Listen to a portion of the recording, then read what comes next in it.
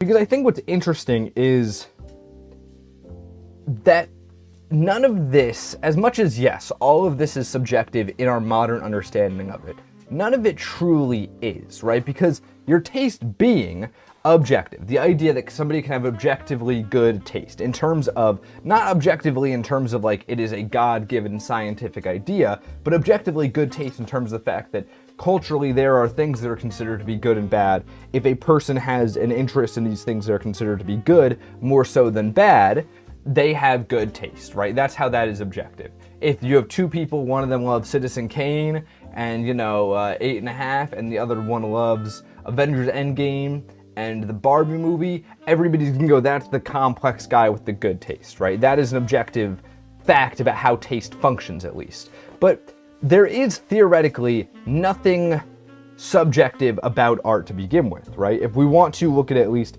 how art functions around us, right? People treat art very objectively, right? What is considered to be quality in art is subjective to an extent, right? As much as, we can discuss the idea that there is no true idea of what is good and bad in the arts, there is definitely, in broad public consciousness, an idea of it, right?